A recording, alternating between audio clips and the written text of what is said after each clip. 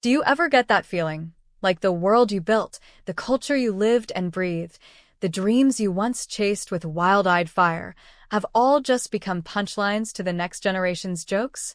Maybe you grew up with vinyl spinning in your room, headphones wrapped around your head like a lifeline, music pouring into your soul like it was the only thing keeping you alive.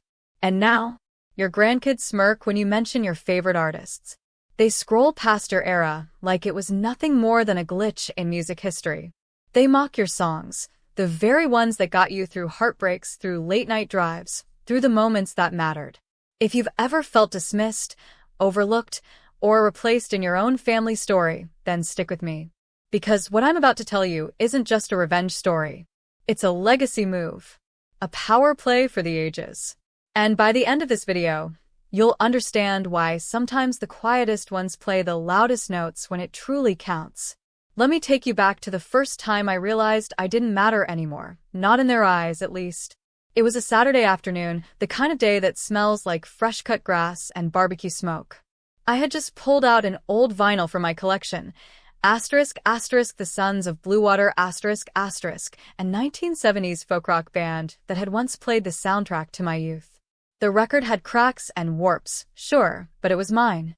My hands trembled slightly as I placed the needle on the groove, and the room filled with that raw, analog warmth that today's compressed digital files just can't replicate. My 3 grandkids were sitting nearby, eyes glued to their phones, fingers dancing like they were born with screens instead of skin. I leaned back, lost in the first chords, smiling like a man slipping into a forgotten memory until I heard it. A snort, a chuckle, then full-blown laughter. Is that what you used to call music, Grandpa? My oldest, Zane, had that mocking tone teens wear like armor. Sounds like someone recorded this in a cave during an earthquake. His sister, Lila, added, "No offense, but my phone could remix that into something actually listenable in like 5 seconds." Even the youngest, Max, the one who used to sit on my lap and hum old blues tunes with me, joined in. This is why we don't let Grandpa near the auxiliary. They weren't just joking. They were laughing at a piece of my soul. At that moment, something cracked. And it wasn't just the old vinyl. Now, before you jump to conclusions, no, I didn't yell. I didn't scold. I didn't launch into some long-winded speech about respect and generational divides. I just smiled. And inside that smile was a storm they didn't see coming. Because I knew something they didn't. They might have ruled the TikTok charts and followed all the hottest Spotify trends, but I had time, wisdom, and a quiet fire that doesn't burn out with age. I knew the roots of the industry they worshipped. I knew the names behind the names, the suits, the silent money, the back-office deals. And most importantly, I knew something else. The record label behind their favorite artists? It was on the verge of collapse. ****. See, kids today don't realize how fragile fame is. They chase viral moments like flies to a flickering light, never wondering who owns the bulb. The artists they adored, names like Nova, Lil Haven, Amy Rain, they all recorded under a boutique label called Ether Records. Ether was known for scouting viral talent and pumping out short-lived sensations. But what the public didn't know was that Ether was bleeding cash. A few bad investments. A silent lawsuit. A founder who vanished without a trace in late 2023. And suddenly they were looking for a buyer, any buyer. Enter me. I wasn't rich by Silicon Valley standards. But I had savings, investments, and enough knowledge of the music industry to make a strategic move. I made some calls, dug up some contacts from my touring days, reached out to an old producer friend named Benny who still had his finger on the pulse of music licensing. Within weeks, I had meetings. Then offers. Then leverage. And finally, ownership. Quiet. Clean. Legal. Ether Records was mine. But I didn't tell my grandkids right away. Oh no. I let them laugh a little longer. Let them post their reaction videos. Let them go viral making fun of old music with captions like, "When Grandpa tries to DJ." I waited until the perfect moment, when their favorite artist dropped a teaser for a new album. The whole internet buzzed with anticipation. The countdown clock ticked. The pre-save soared. And then silence. That's when I made my move. With one executive order, I froze all releases under Ether's brand. I pulled streaming permissions. I paused merchandise. And when the internet erupted with confusion, I released a press statement. Due to a realignment of brand direction and legacy recognition, all future Ether releases will be curated to honor the roots of foundational music culture, starting with the re-release of classic analog recordings, beginning with the Sons of Bluewater. That's when my phone started blowing up. Zayn called first. His voice cracked somewhere between panic and disbelief. "Grandpa, are you running Ether?" I let the silence hang. Then I said, "I guess you'll have to listen to find out." Now, if you're watching this and thinking, "Wow, petty much?" You're missing the point. This wasn't revenge. It was redemption. It was about reminding my grandkids and everyone else who ever felt dismissed for being too old or out of touch that we built the culture they take for granted. We laid the bricks. We tuned the strings. And we deserve our seat at the table. But this story doesn't end there. Not even close. Because once I owned Ether, I didn't just use it to prove a point. I used it to change the game entirely. I reopened studio doors to forgotten legends. I gave second chances to artists who'd been dropped too early. I brought vinyl back, but with modern edge, AI remastering old tracks into cinematic experiences that blew even Gen Z's minds. And most shockingly, one of my grandkids, Lila, started listening. Really listening. She came to me one evening, holding that same Sons of Bluewater album in her hand. "I didn't hear it before," she said softly. "But now, it's kind of beautiful." I didn't say anything, just nodded. Because music does that. It waits. It endures. And sometimes it returns just when it's needed most. So if you've ever been underestimated by your family, your coworkers, by a world moving too fast to notice what came before, you need to stay till the end of this video. Because I'm about to show you exactly how I turned a laugh at my expense into an empire that made the internet stop scrolling and start listening again. What happens next will challenge everything you think you know about power, respect, and the comeback you didn't see coming. And just when you think the story is over, trust me, it's only getting started. But here's the twist I didn't see coming. Right after I launched my new legacy album line, something unexpected happened that put me and my grandkids on opposite sides of the biggest music controversy in years. One choice I made for the past may have cost them their future. And now, I have to decide, protect the label or protect my blood. Let's see what kind of grandfather I really am. But time has a funny way of folding back on itself. The music I once bled for became background noise, then silence.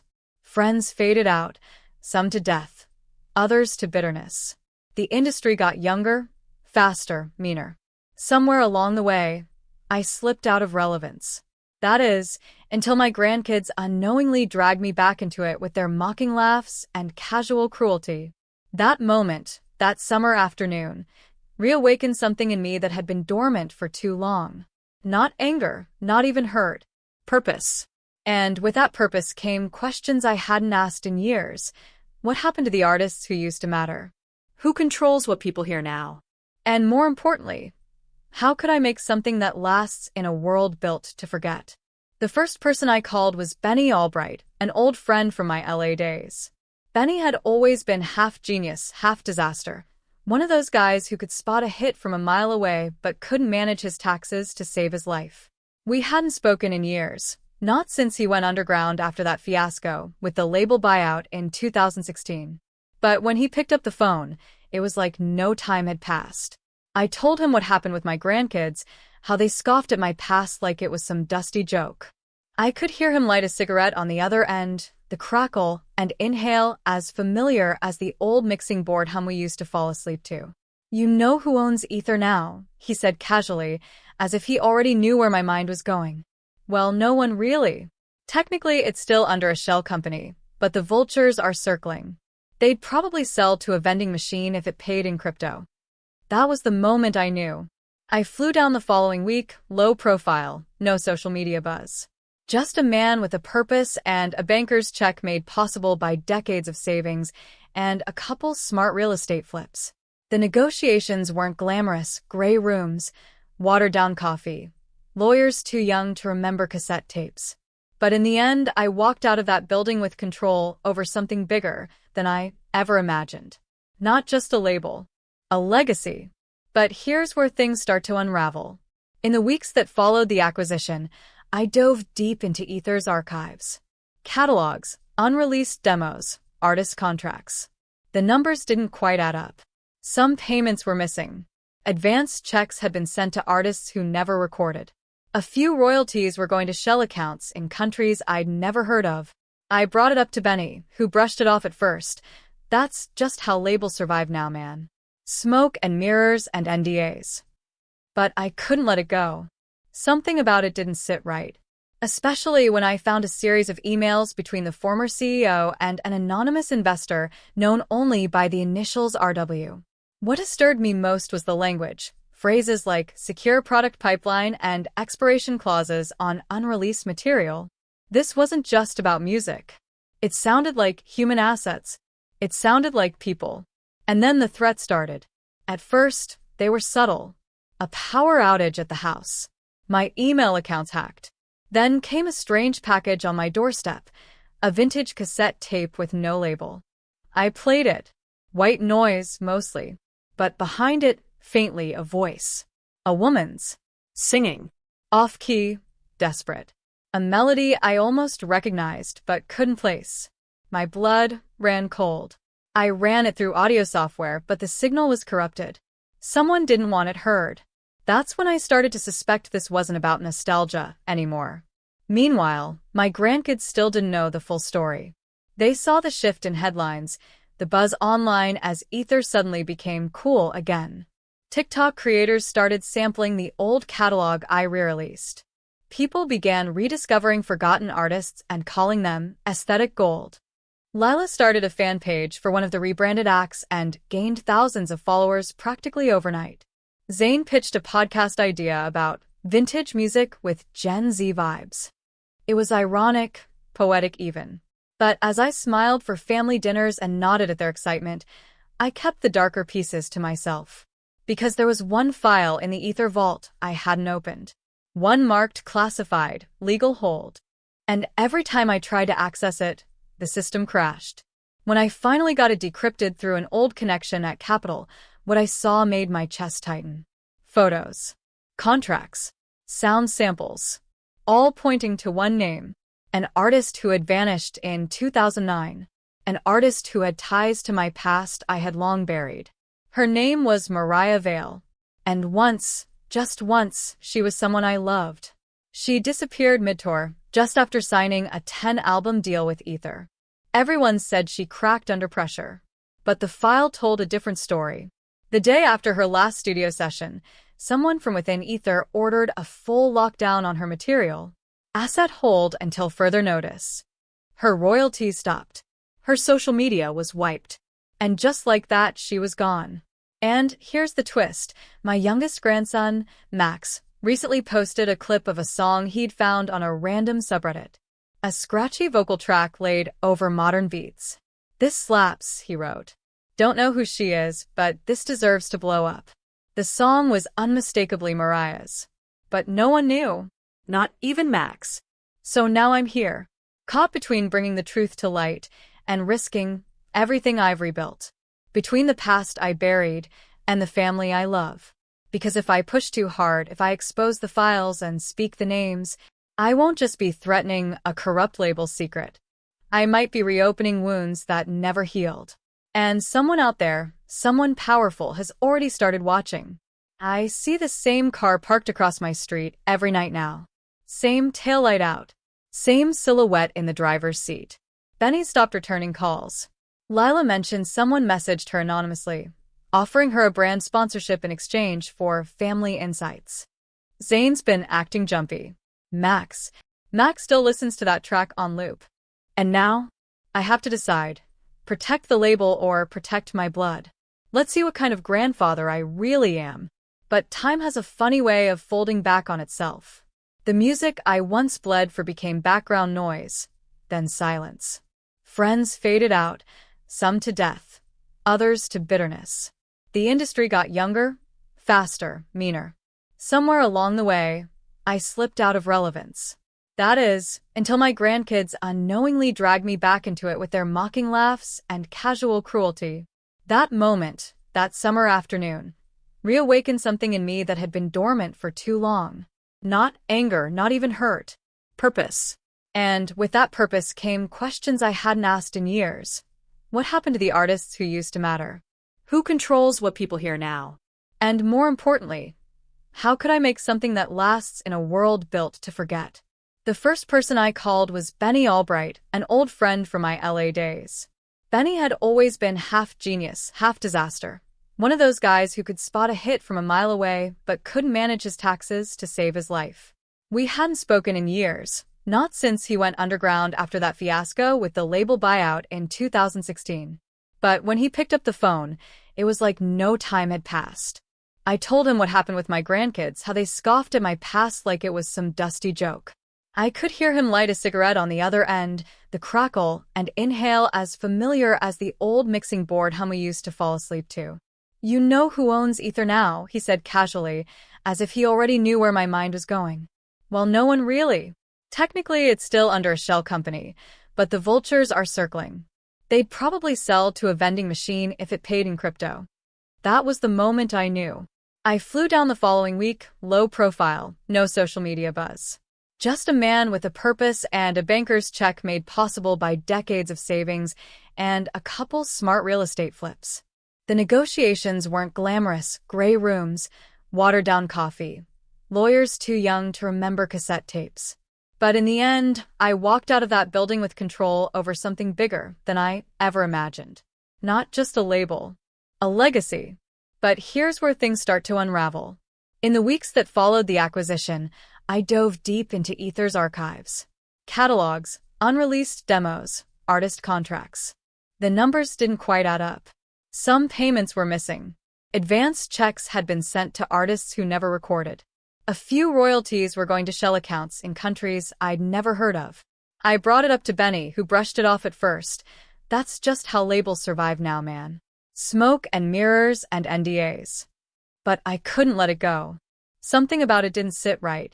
Especially when I found a series of emails between the former CEO and an anonymous investor known only by the initials RW. What disturbed me most was the language. Phrases like secure product pipeline and expiration clauses on unreleased material. This wasn't just about music. It sounded like human assets. It sounded like people. And then the threat started. At first, they were subtle. A power outage at the house. My email accounts hacked. Then came a strange package on my doorstep, a vintage cassette tape with no label. I played it. White noise, mostly. But behind it, faintly, a voice. A woman's. Singing. Off-key, desperate. A melody I almost recognized but couldn't place. My blood ran cold. I ran it through audio software, but the signal was corrupted. Someone didn't want it heard. That's when I started to suspect this wasn't about nostalgia anymore. Meanwhile, my grandkids still didn't know the full story. They saw the shift in headlines, the buzz online as Ether suddenly became cool again. TikTok creators started sampling the old catalog I re-released. People began rediscovering forgotten artists and calling them aesthetic gold. Lila started a fan page for one of the rebranded acts and gained thousands of followers practically overnight. Zayn pitched a podcast idea about vintage music with Gen Z vibes. It was ironic, poetic even. But as I smiled for family dinners and nodded at their excitement, I kept the darker pieces to myself. Because there was one file in the Ether vault I hadn't opened. One marked classified, legal hold. And every time I tried to access it, the system crashed. When I finally got it decrypted through an old connection at Capitol, what I saw made my chest tighten. Photos, contracts, sound samples, all pointing to one name, an artist who had vanished in 2009, an artist who had ties to my past I had long buried. Her name was Mariah Vale, and once, just once, she was someone I loved. She disappeared mid-tour, just after signing a 10-album deal with Ether. Everyone said she cracked under pressure, but the file told a different story. The day after her last studio session, someone from within Ether ordered a full lockdown on her material. Asset hold until further notice. Her royalties stopped. Her social media was wiped. And just like that, she was gone. And here's the twist. My youngest grandson, Max, recently posted a clip of a song he'd found on a random subreddit. A scratchy vocal track laid over modern beats. "This slaps," he wrote. "Don't know who she is, but this deserves to blow up." The song was unmistakably Mariah's. But no one knew. Not even Max. So now I'm here, caught between bringing the truth to light and risking everything I've rebuilt. Between the past I buried and the family I love. Because if I push too hard, if I expose the files and speak the names, I won't just be threatening a corrupt label secret. I might be reopening wounds that never healed. And someone out there, someone powerful, has already started watching. I see the same car parked across my street every night now. Same taillight out. Same silhouette in the driver's seat. Benny stopped returning calls. Lila mentioned someone messaged her anonymously, offering her a brand sponsorship in exchange for family insights. Zane's been acting jumpy. Max still listens to that track on loop. I slid into the seat across from him. He didn't even flinch. "You shouldn't have opened that file," he mumbled without looking up. "You don't know what you're stirring." I told him about the deleted data, the warning, the silence from Capital. He nodded slowly, his jaw tightening. "They told me not to talk to you." I stared. "Who's they, Benny?" He looked up then, and for the first time in all the years I'd known him, Benny looked afraid. Not paranoid. Not high. Afraid. Let's just say Ether was never as independent as they claimed. When they started slipping financially, they made deals, ugly ones. Contracts with outside investors who weren't interested in music, just ownership. Rights. Control. The artists became assets, and some of them didn't know what they were signing. I pushed further, but he shut down. "If you care about your grandkids, stop. There's more at stake than songs. There are recordings that were never meant to surface. There are people who will make sure they don't." Then he slid something across the table, a crumpled napkin with a name written in smudged ink. "W. Carmichael. Find her," he whispered. "She was Mariah's manager. She disappeared the same year. But I heard she resurfaced last month in Atlanta. Just don't tell them I told you." I pocketed the napkin and left, my thoughts spinning. Carmichael. I remembered the name. She was the one who convinced Mariah to leave her band and go solo under Ether. A sharp woman, always calculating.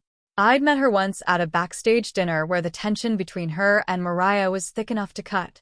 If she was still alive and talking, she might be the last thread left to pull. But when I returned home, something was off. The front door was slightly ajar. Nothing broken. Nothing stolen. Just off. My vinyls were untouched. My laptop still sat on the desk. But when I checked the safe where I'd stored my original tapes, recordings from the late 90s, including one track Mariah and I had recorded together before she signed her Ether deal, it was open. And inside, a cassette I hadn't seen in 20 years. No label.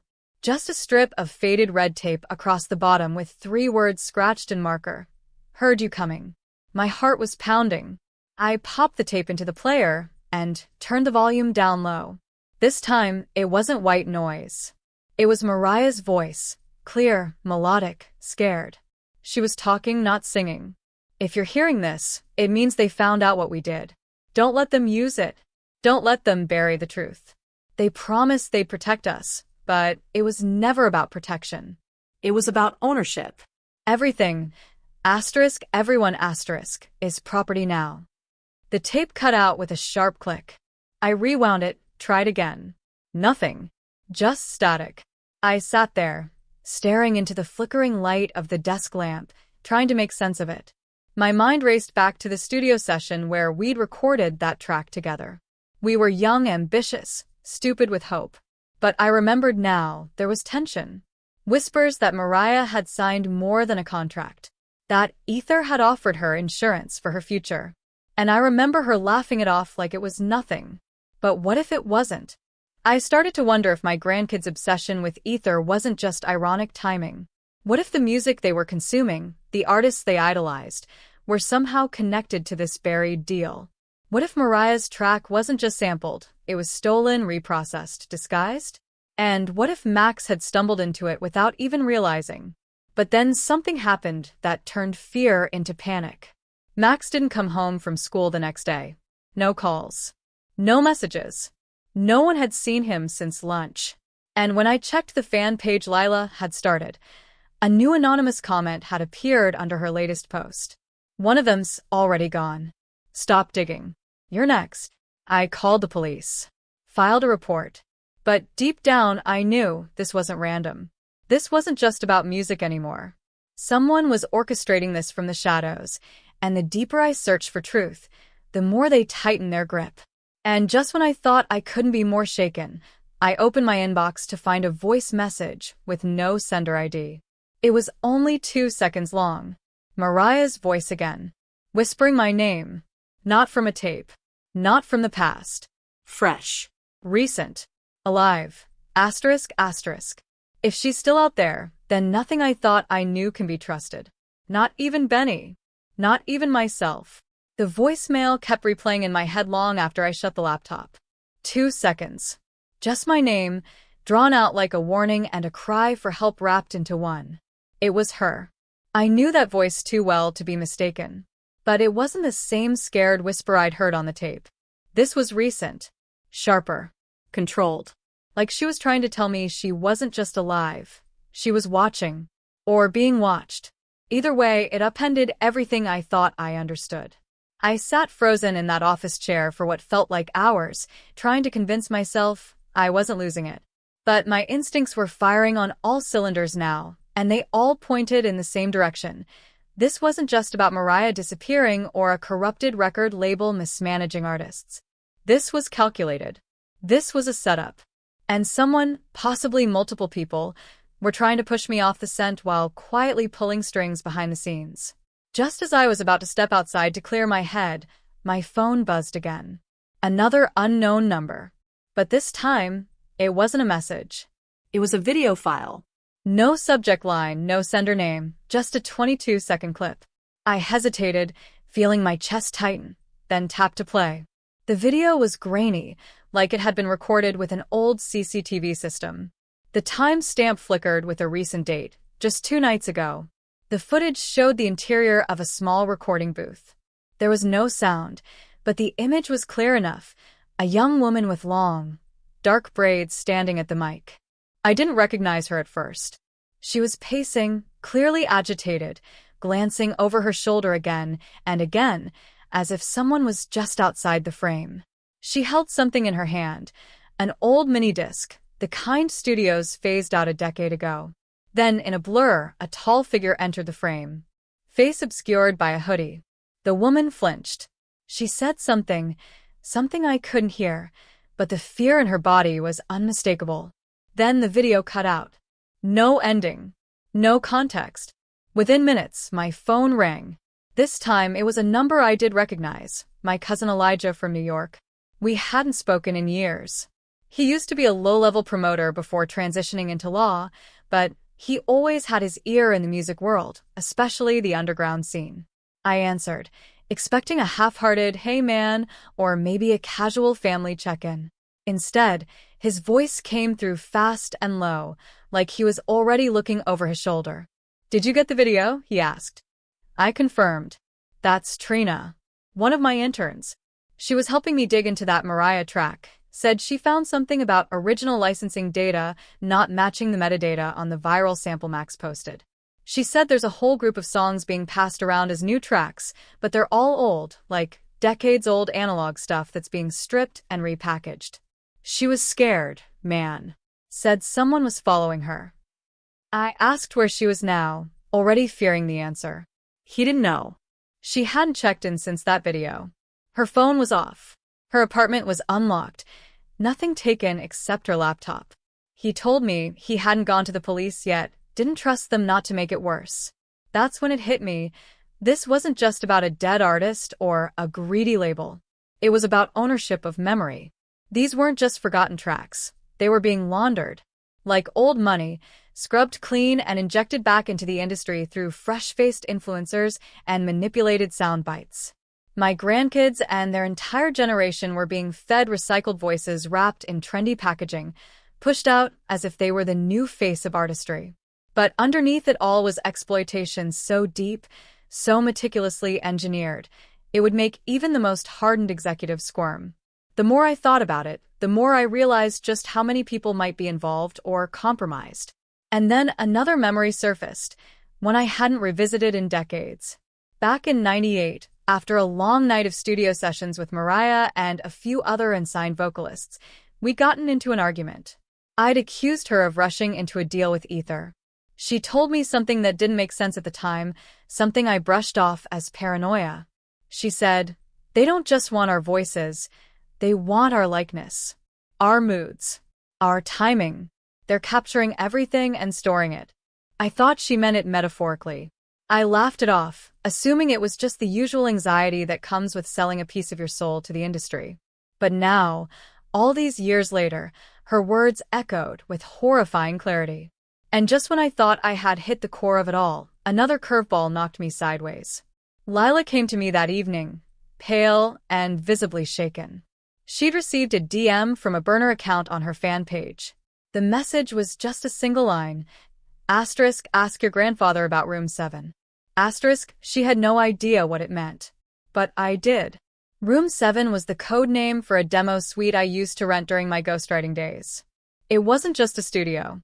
It was a vault, a place I kept my most personal projects, drafts, unreleased sessions, and yes, even a few experimental AI-assisted voice models from a time when we were all trying to push the envelope. That was years before AI-generated music became mainstream. I hadn't been there in over a decade, and as far as I knew, no one else had access. The fact that someone knew about Room 7 meant this wasn't just about chasing shadows. Someone from my inner circle, someone who knew the infrastructure I had tried to leave behind, was feeding information. That meant one of two things. Either someone close to me was in deeper than I imagined, or someone from the past had resurfaced with a score to settle. I told Lila not to worry, and that it was probably just a spam message. She nodded, pretending to believe me, but her eyes told a different story. She didn't trust me fully anymore, and maybe she shouldn't. Because in that moment, a sickening thought crossed my mind. What if Benny wasn't the one betraying me? What if he was the last person trying to protect me before the house of cards collapsed? What if I've been trusting the wrong people this whole time? And what if Room 7 was no longer locked? The real question isn't who's lying. It's who isn't. It happened just after midnight, when the stillness of the house felt almost too perfect, like the quiet was staged, rehearsed, unnatural. I had fallen asleep on the couch, surrounded by half-drunk coffee, open notebooks filled with scribbled theories, and old cassette tapes I hadn't touched in years. I didn't even hear the sound at first. It wasn't loud, not a crash or a bang. It was the soft click of the front door unlocking, followed by the groan of old hinges moving with caution. I jolted upright, breath caught in my chest, trying to convince myself it was just the wind, just a creak. But then I saw it, through the dim reflection of the hallway mirror. A shadow. Not long enough to be Lila or Max broader than Zane. Standing still, just inside the threshold, as if taking inventory of the place before deciding what to do next. I didn't move. I didn't speak. I waited for what felt like an eternity, heartbeat pounding so hard I thought it might give me away. But then the figure turned and slipped out as silently as they'd come. No door slam. No footsteps running away. Just gone. I ran to the door, locked it, bolted it, but the damage was already done. They'd been inside. Someone knew the code. Someone wanted me to know they could get in any time they wanted. I checked the security cameras I had installed after Max went missing, but all the footage from the last 6 hours had been wiped clean. Not corrupted. Not glitched. Deleted. That was when the fear stopped being abstract. It wasn't about old files or missing artists anymore. This was personal. I was being hunted. Not by accident, not as collateral damage in a bigger game, but deliberately, surgically. And I didn't know who I could trust. The next morning, Elijah called again. But this time, his voice wasn't frantic. It was blank, almost robotic. He told me he couldn't talk anymore, that things had changed, and he'd made peace with it. I tried pressing him, but he just kept repeating the same sentence, like he was reading off a script. Don't try to contact me again. This isn't your fight. Then the line went dead. I tried calling back. Nothing. I messaged him on every platform, but everything had either been deleted or blocked. His accounts went dark within the hour. I wasn't just losing allies. I was being isolated. The worst came later that afternoon. Lila didn't show up for dinner. I called her phone, straight to voicemail. I called her friends, her job, even Zane. No one had heard from her. Her car was still parked in the driveway, keys missing. I checked the house room by room, yelling her name. But there was no note. No sign of struggle. Just her phone, left face down on her nightstand. It was wiped too. All messages gone. But one file remained, buried deep in her voice memos folder. A single recording, 48 seconds long. I sat on her bed and listened, holding the phone like it might vanish in my hands. The recording started with silence, then the sound of Lila's voice whispering, "I know you're going to hear this, Grandpa. I think I found something I wasn't supposed to. The song you told us about, Mariah's, it's not just being sampled. It's been cloned. Someone's using her voice to generate new content, and it's not just her. I found other artists, ones that aren't even alive anymore. Their signatures don't match the originals. The waveform fingerprints are off. And the weirdest part? The AI code embedded in the files has your name in the source tags." The audio cut off with the sound of a door opening and a sharp gasp. Then nothing. I sat there in stunned silence, the room around me shrinking. Her last words rang in my head, "Your name in the source tags. Someone was framing me." Or worse, someone had used my work, my old AI audio experiments, to construct this entire nightmare. The voice models I had built in secret during those early years of trying to recreate lost vocal ranges, were they stolen? Repackaged? Turned into tools of erasure? I started to question every part of my memory. Did I sign something back then without reading the fine print? Did Benny? Was that why he'd gone silent? Was I the architect of the very system that was now devouring the people I loved? I wanted to believe there was a mistake, that it was a coincidence. But the more I dug into the voice samples, the metadata, and the signal anomalies, the more I realized this wasn't a sloppy cover-up. It was a perfectly constructed illusion. And whoever was behind it had thought 5 moves ahead of me. Every time I uncovered something, another person vanished. Another file self-erased. Another name from the past reappeared like a ghost, only to dissolve into shadow again. Even the tape I had of Mariah's original demo, her real voice, now refused to play. No sound, no signal, just the gentle hum of a spinning reel, mocking me with its emptiness. And that's when the final blow came. I received an email. No sender, no subject. Just one embedded image. A photo of Max, blindfolded, sitting in a studio booth. The same one from the earlier surveillance clip. Ether's old flagship location in downtown LA, closed years ago. Burned out in an insurance fire that was never fully investigated. Beneath the photo, one line of text. Asterisk, come alone. Room 7. Midnight. Asterisk. Now I knew. This was no longer a question of what happened. It was a question of what they wanted me to do next, and who they were willing to take to force my hand. Because this story wasn't about music anymore. It was about control. And I was already part of it, whether I wanted to be or not. The ride to the old Ether studio felt like a funeral procession through time. Every streetlight flickered like it knew something I didn't. I kept checking the rearview mirror, half expecting another shadowed car to trail behind, but the roads were dead quiet. Too quiet for LA, even past midnight. When I pulled up to the building, it was just as I remembered it, only gutted by time and abandonment. Cracked windows, a rusted door hanging off the hinges, graffiti covering what was once a shining glass sign etched with the Ether logo. The inside smelled like mold and ash, but I followed the familiar path past what used to be the mixing bay, down a back hallway I hadn't walked in over a decade, until I reached it. Room 7. The door was open, lights flickering inside. I stepped in slowly, heart thudding in my ears, expecting to find Max tied to a chair or some cryptic clue waiting in his place. But the room was empty. No Macs. No captors. Just a single reel-to-reel machine on the desk, already spinning, and a figure standing beside it, arms crossed, back turned. And then, just like that, the person turned around. It was Mariah. Older, harder, her face lined with time and fury, but unmistakably her. Alive. Breathing. Not a voice ghost trapped in old tracks, not a hallucination built from grief.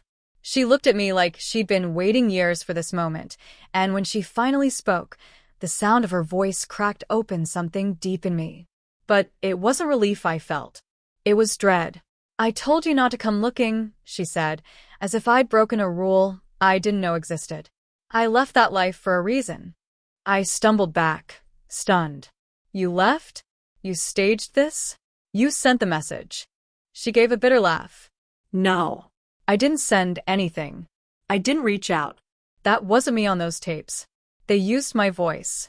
You think you're uncovering a conspiracy, but you've been dancing to someone else's rhythm this entire time."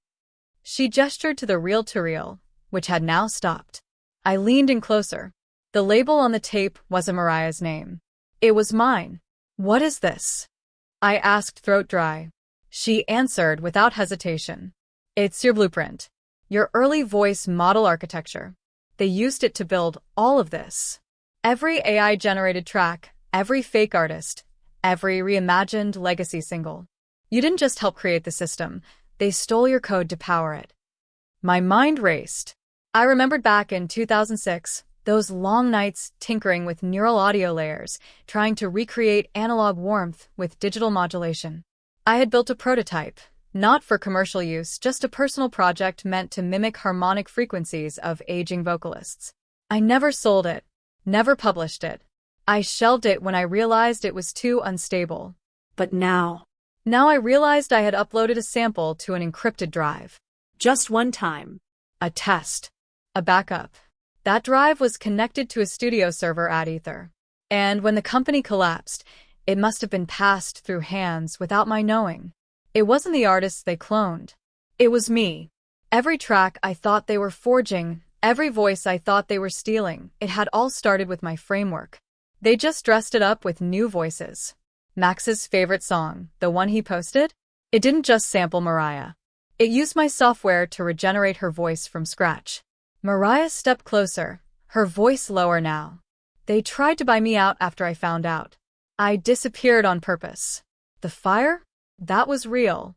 I faked the insurance claim to escape the contract. But someone kept digging. Someone found the original code and started selling it underground. Labels, streaming platforms, AI startups. Everyone wants cheap content. No one wants to pay real artists. They're using your name to authorize it all, hidden in the back-end code, like a watermark. I staggered back, overwhelmed. Every clue I'd uncovered, every person who'd gone silent, every threat, they weren't trying to stop me from finding Mariah. They were trying to stop me from finding myself.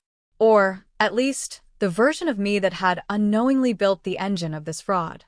And then came the final twist. I heard footsteps behind me. Turned around. It was Lila. Alive. Not scared. Calm. Cold. She smiled. "I told them you'd take the bait.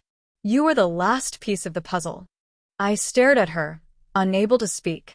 She reached into her jacket and pulled out a slim tablet, opening a screen that showed a map of voice distribution data, millions of plays, global reach, streaming patterns, and right at the center, one tag kept repeating.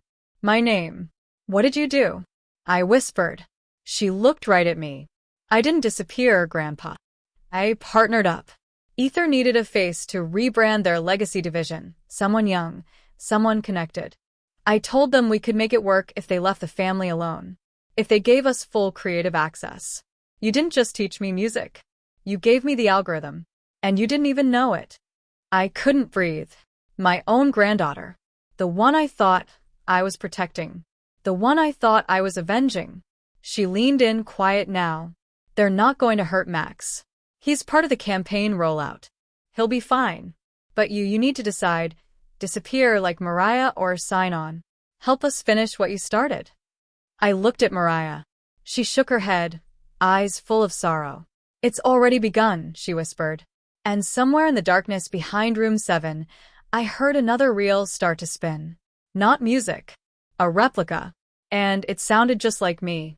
The air inside room 7 grew heavier with each second, as if the walls themselves were leaning in, listening, waiting. The reel behind me kept spinning, my voice, copied and remixed, echoing back with eerie precision.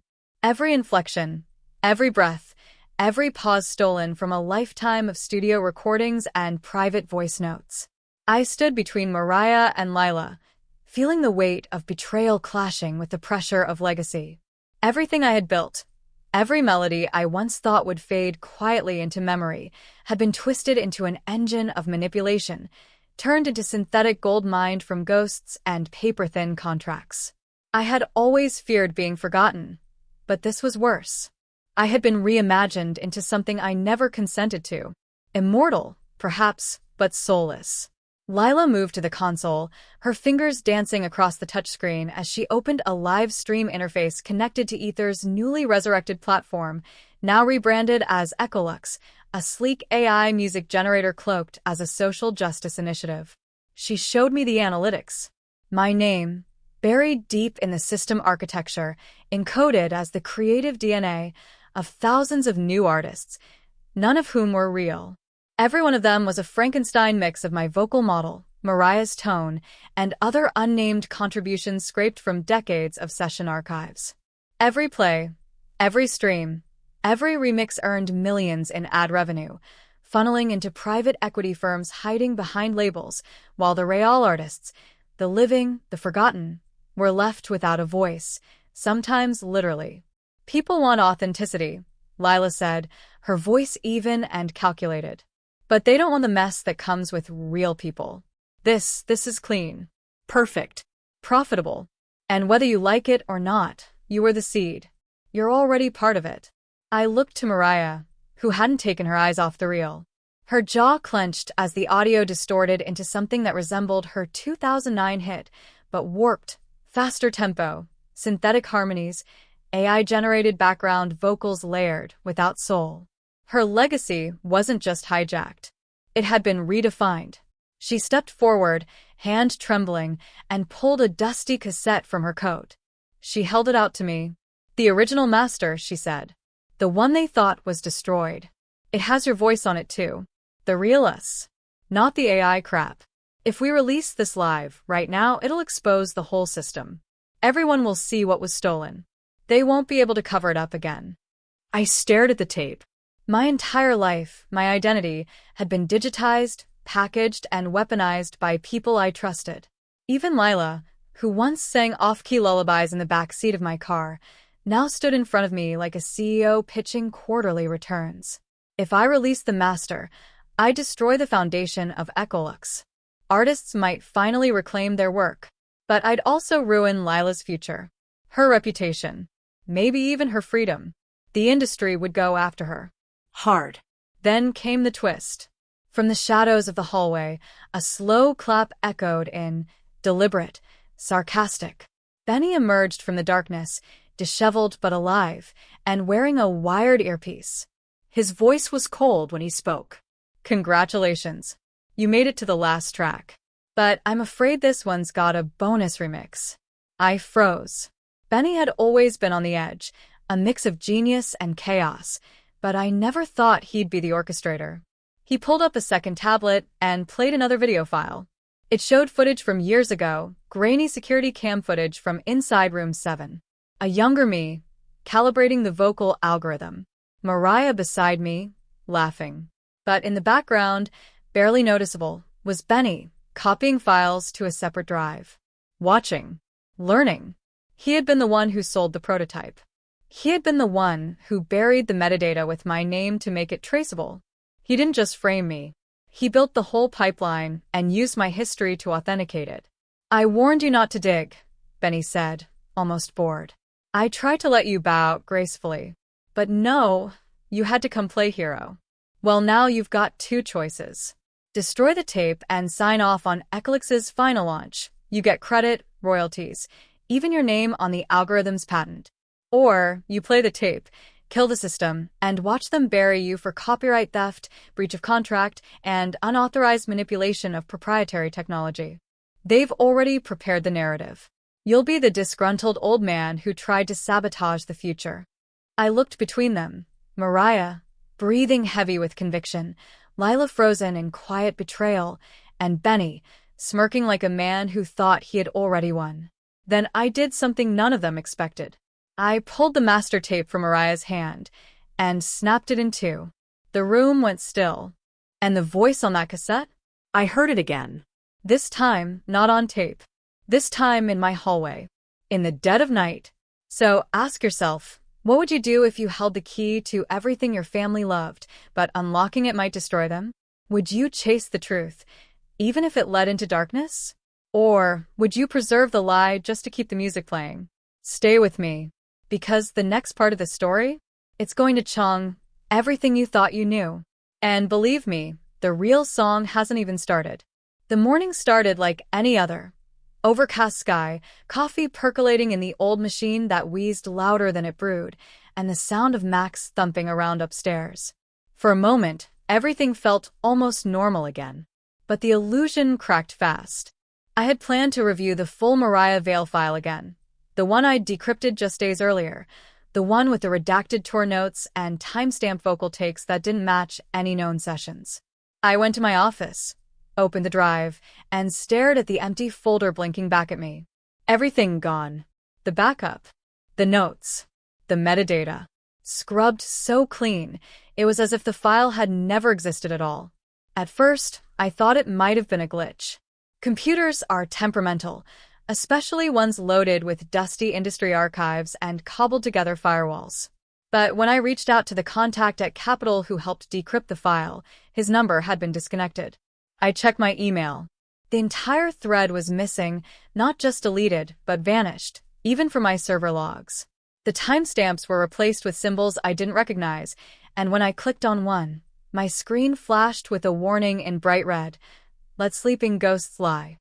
My stomach dropped. I leaned back in the chair, trying to piece it all together. This wasn't just about a missing artist anymore. Someone was actively watching, intercepting, and erasing my movements. I wasn't being paranoid. I was being tracked. And the deeper I went, the more I realized I wasn't just digging up forgotten history. I was unearthing something someone desperately wanted buried. Later that day, I decided to confront Benny in person. He hadn't responded to any of my calls or messages, and knowing his habits, I figured I'd find him at his old haunt, a dive bar off Sepulveda that still smelled like spilled tequila and crushed vinyl dreams. I walked in, and sure enough, there he was, slouched in the back booth like a man half asleep.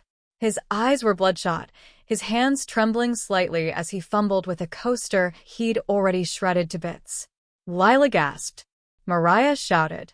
Benny looked stunned, then laughed. But I wasn't done. Because while they were all watching that moment, I reached into my coat and pulled out another cassette, one I had hidden away for decades, a recording no one else knew about. It wasn't the master of the song. It was the session tape of Benny's theft, the raw footage of him extracting the code, watermarking the architecture, and shipping it out under shell aliases. Their shock was instant. This, I said, is the real insurance. And it's not on any server. No cloud. No backup. It goes live if I don't return home in 24 hours. And it will ruin every deal Ecolux is built on. The silence cracked like thunder. Benny lunged for the tape, but Mariah stepped between us. She held him back just long enough for me to shove the cassette deep into the safe I had reinstalled beneath the console. The same safe that once held my early demos. And then I turned to Lila. This is your legacy now, I said quietly. What you do next will either save real music or erase it forever. Lila looked down, shame and fury flickering behind her eyes. She reached over and, slowly, shut down the Ecolux interface. Then she turned and walked out. No one followed her. Benny cursed under his breath, backing away like a cornered dog, and disappeared into the dark hallway. And Mariah, she smiled. Not happy, but relieved. As if for the first time in years, her voice truly belonged to her again.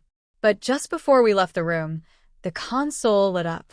One last alert. A new AI track had gone viral in the last 10 minutes, streaming from an unknown server, tagged under a name I didn't recognize. It was my voice, but I never recorded it. And just like that, I realized the system had already evolved beyond all of us, even without our permission. Maybe especially without it. In the weeks that followed, the chaos settled, not because the truth came cleanly into the light, but because the machines simply moved on. Like a wave that swallows the shore, makes a mess, and then retreats before anyone can point a finger. The media barely scratched the surface. A few speculative podcasts hinted at voice theft, and one journalist ran a late-night exposé titled Echo Artists, The Future or the Fraud? But it got buried beneath more sensational trends. The Echolux servers went dark for 72 hours before resurfacing under a new banner, Vibeform Studios, with all trace of my code scrubbed, or at least hidden beneath new layers. They didn't stop. They just shifted, adapted, as they always do.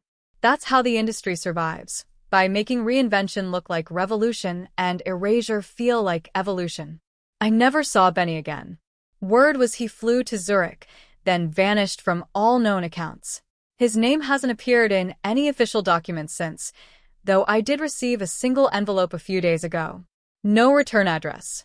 Inside was a USB drive labeled fallback. I haven't plugged it in. Maybe I never will. Some songs aren't meant to be played. Mariah chose silence too. She left LA the same night we shut down Room 7, boarding a red-eye to Mexico with nothing but a canvas bag and an acoustic guitar. She didn't promise to stay in touch, but before she left, she said something that has echoed in me ever since. It was never about fame. It was about being remembered for something real. I think that's why she survived. She refused to be replicated. As for Lila, she changed, not overnight, but slowly, like someone waking from a dream she hadn't realized she was living in. She withdrew from the project entirely, took a gap year from school. For weeks, we didn't speak more than a few words. There was hurt there, layers of betrayal neither of us could name out loud, but underneath it was a fragile kind of respect. She hadn't meant to sell me out. Not at first. She thought she was protecting a future she didn't fully understand, a legacy she thought I would never reclaim. But when she saw what it cost, something in her cracked. One evening, she sat beside me on the porch, wrapped in my old denim jacket, and said, "I didn't want your music to die. I just didn't know it was still alive." That night, I opened the last box in my attic, the one labeled untouched. Inside were reels and CDs, notebooks filled with scribbled lyrics, and an old Polaroid of me and Mariah in a half-lit studio booth. I didn't cry. I didn't rage. I just sat there, breathing in the dust and the silence, finally understanding that legacy isn't what people remember. It's what people feel when they hear your voice, even if they don't know it's yours. That's the tragedy and the power of sound. It haunts. It heals. It hides in plain sight. Max eventually came home. No harm, no bruises, just confusion and fragments of memory. He said he'd been taken to a sound lab, told it was a test run for a new VR concert experience. He thought it was a joke, part of some influencer stunt. He didn't understand the weight of it all, and maybe that was for the best. He plays guitar now. Writes his own music. He doesn't use auto-tune. Sometimes I hear him humming one of Mariah's old melodies and it stings, but in a good way, like something is still alive. I've gone back to the studio. Not to fight. Not to reclaim. Just to record. My voice isn't what it used to be, but it's mine. Cracks, breath, rhythm. All of it. I even uploaded a few new songs online, not under my name, not with a marketing plan, just music. Organic. Honest. A few thousand people have listened. Some left comments. One person said, "This feels like a song I didn't know I needed." And for the first time in a long time, that was enough. But still, there's that one last twist.